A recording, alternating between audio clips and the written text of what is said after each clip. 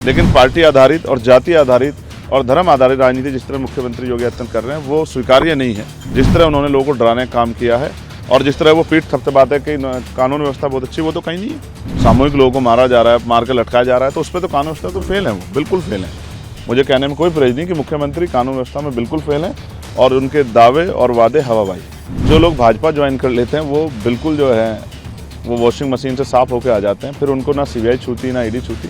तो एजेंसियों का दुरुपयोग किसी छिपा हुआ नहीं, जो पावर में होता है एजेंसियों का दुरुपयोग करता है। समाजवादी पार्टी के नेता हैं अंसारी जी, उनका कहना है कि योगी आदित्यनाथ जो मुख्यमंत्री हैं वो महंत हो सकते हैं, मठाधीश हो सकते हैं, पूजा पाठ करने वाले हो सकते हैं, लेकिन सरकार चलाना का कोई मतलब नहीं है।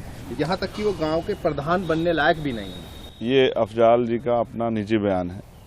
जिस व्यक्ति को जनता ने चुना है और जो लंबे समय से 7 साल से सरकार चला, वो अलग है कि हम उनकी नीतियों के विरोध करते हैं, लेकिन संवैधानिक ताकत उनके पास है, जनता ने उनको मैंडेट दिया है। तो इस तरह की बातें करना मैं समझता हूँ कहीं तक मैं उनकी बात से सहमत नहीं हूँ। ये अलग है कि वो जिस तरह की डिक्टेटरशिप कर रहे हैं, तानाशाही कर रहे हैं, जिस तरह से जाति धर्म को टारगेट कर रहे हैं, ये दुर्भाग्यपूर्ण है। ये ऐसा किसी संवैधानिक पद पर बैठे व्यक्ति को नहीं करना चाहिए। उसको प्रदेश की जनता को सबको अपना व्यक्ति समझना चाहिए। लेकिन पार्टी आधारित और जाति आधारित और धर्म आधारित राजनीति जिस तरह मुख्यमंत्री योगी आदित्यनाथ कर रहे हैं वो स्वीकार्य नहीं है। लेकिन मैं ये कह दूं कि वो प्रधान गांव की सरकार चलने लायक नहीं, तो ऐसा नहीं है। वो लंबे समय जो है मेंबर ऑफ पार्लियामेंट भी रहे हैं, तो मैं इस बात से सहमत नहीं हूँ। लेकिन हाँ, उनकी कार्यशैली से जिस तरह उन्होंने लोगों को डराने का काम किया है और जिस तरह वो पीठ थपथपाते हैं कि कानून व्यवस्था बहुत अच्छी, वो तो कहीं नहीं है। बताइए कहाँ कानून व्यवस्था अच्छी है? हम जैसे लोगों ने गोली खाई है और देश में अभी प्रदेश में अभी भी तमाम जो एनसीआरबी का डाटा कहता है कि रोज महिलाओं पर राजधानी में हो रहा है। जो जिनको स्मार्ट सिटी बनाने की बात की थी उन क्या नाम शहरों में हो रहा है। बहन बेटों पर रेप हो रहे हैं, अत्याचार हो रहे हैं, हत्याएं हो रही हैं, सामूहिक लोगों को मारा जा रहा है, मार कर लटकाया जा रहा है। तो उस पर तो कानून व्यवस्था तो फेल है, वो बिल्कुल फेल है। मुझे कहने में कोई परहेज नहीं कि मुख्यमंत्री कानून व्यवस्था में बिल्कुल फेल है और उनके दावे और वादे हवाबाजी है। कर्नाटक सरकार ने एक फैसला लिया है कि बिना परमिशन के अब सीबीआई जांच नहीं कर पाएगी और इस तरह की चीजें नहीं हो पाएगी। लगातार जिस तरह से सेंटर ने एजेंसियों का दुरुपयोग किया है, सरकारों में भय। लेकिन मैं फिर ये कहूंगा कि क्योंकि हम संघ का हिस्सा हैं, राज्यों के संघ से केंद्र बना है, तो केंद्र को ताकत है। अगर कुछ विषय ऐसे होते हैं जिनमें स्टेट भी कभी कभी जो है अपना बचाव करने का काम करती है, तो अक्सर जो है सेंटर जो है उसको, जैसे हाईकोर्ट अगर किसी मामले में काम नहीं कर पाती, सुप्रीम कोर्ट को ये राइट्स है कि वो सुमोटो ले सकती है, किसी मामले सुमोटो ले सकती है। तो जिस तरह से भाजपा की सरकार कार्यशैली रखेगी तो सरकारों में डर है कि वो सीबीआई का, ईडी का, इनकम टैक्स डिपार्टमेंट का दुरुपयोग कर रहे हैं। इसलिए शायद सरकार ने ऐसा सोचा होगा।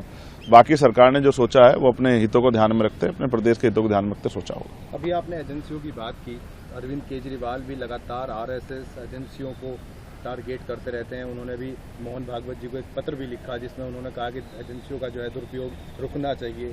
कैसे कितने लोगों पे ईडी ने छापा डाला और वो कन्वेंशन रेट क्या है, कितने लोगों को उसमें जो है गिल्टी पाया गया, ये देखने से या सीबीआई के छापे से। और कई बार जो लोग भाजपा ज्वाइन कर लेते हैं वो बिल्कुल जो है वो वॉशिंग मशीन से साफ होकर आ जाते हैं, फिर उनको ना सीबीआई छूती ना ईडी छूती।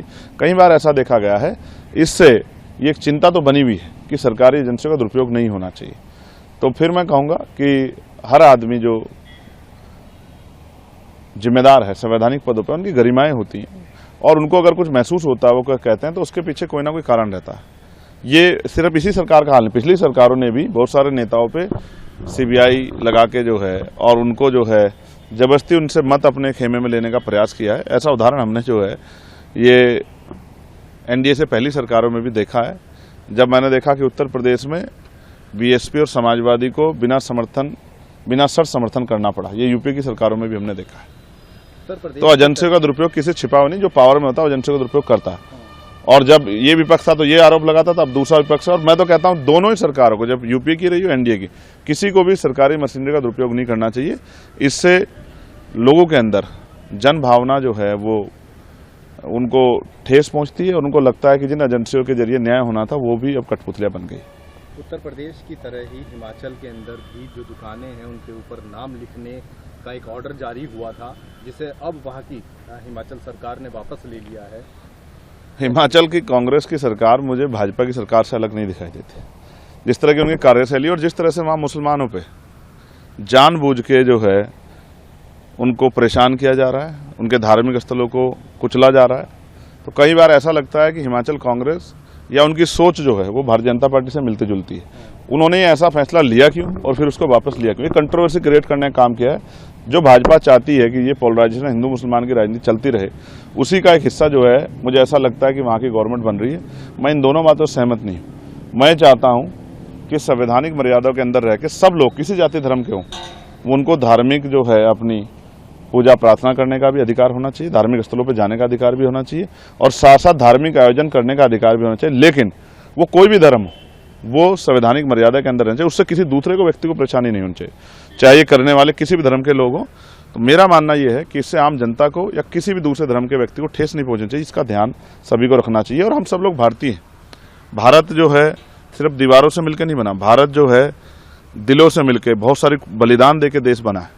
अंग्रेजों से आज़ादी एक दिन में नहीं आई, लाखों लोगों की कुर्बानियां हैं देश के साथ। तो उनकी भावनाओं को भी समझना पड़ेगा कि उन्होंने आज़ादी क्यों चाहिए थी। अगर आज भी आज़ादी जैसा अवसर नहीं मिल रहा है या आज़ादी जैसा माहौल नहीं, तो ये हम सबके लिए चिंता का विषय।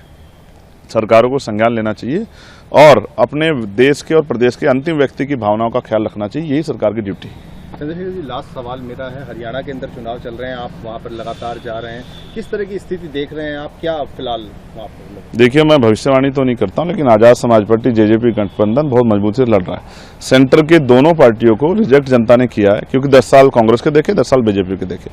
और दोनों ही सरकारों में आम जनमानस, चाहे किसान हो या नौजवान हो या महिला, सब लोग परेशान रहे।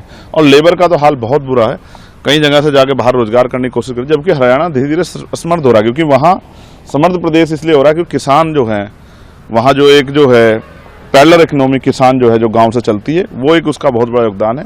इसके लिए मैं किसानों का धन्यवाद करूंगा। और किसानों को एमएसपी की गारंटी मिले और न्यूनतम वेतन निर्धारित हो गया, ये लागू हो, इसलिए हम लोग लगातार प्रयास कर रहे हैं कि सरकार जनता की समस्या को सुने और किसान कमेरों को और नौजवानों को, महिलाओं को जो उनकी समस्या, उन पर ठोस कार्रवाई हो और जनहित के मुद्दों पर राजनीति हो, ना कि धर्म के मुद्दों पर राजनीति। आप लोगों ने एक बात उठाई थी कि न्यूनतम जो मजदूरी दर है वो बढ़नी चाहिए, उसको लेकर आपने कई बार संसद में भी ये बात उठाई।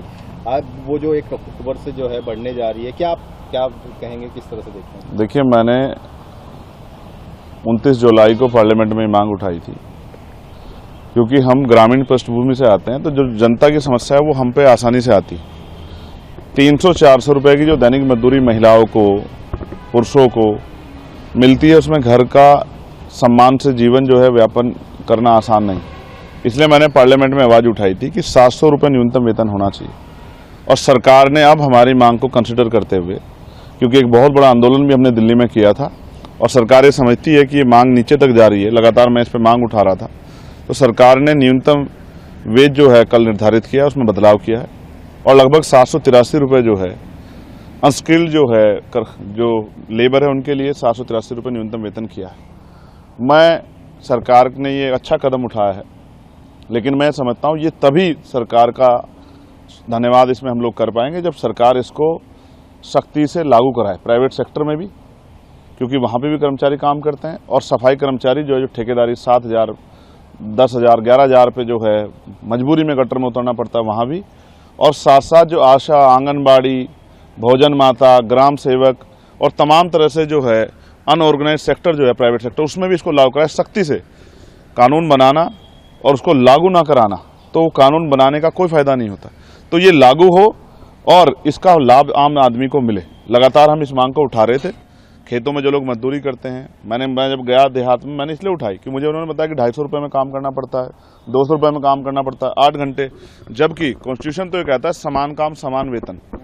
जितना भी कॉन्ट्रैक्ट पे काम है वहाँ समान कार्य के आधार पे अगर आपकी जो है योग्यता बराबर है तो समान कार्य समान वेतन आपको मिलना चाहिए, जिस तरह सरकारी कर्मचारियों को मिल रहा है। लेकिन कॉन्ट्रैक्ट वालों को वो नहीं मिल रहा। इसमें एक ऑर्डर भी है, जो सुप्रीम कोर्ट का ऑर्डर है, तो जगजीत बनाम में वो ऑर्डर है। मैं चाहता हूं कि सुप्रीम कोर्ट का जो ऑर्डर था उसको सरकार ने लागू नहीं किया, उसको भी लागू करना चाहिए। साथ साथ मनरेगा तक इसका लाभ मिलना चाहिए। मनरेगा में जो मजदूर काम करते हैं उनको भी इसका लाभ मिलना चाहिए कि उनको भी मिनिमम 783 रुपये वेतन मिले, जिससे कि 20,000 रुपये मंथली घर में आए और वो अपने बच्चों को और अपने परिवार को सहसम्मान जिंदगी दे सके।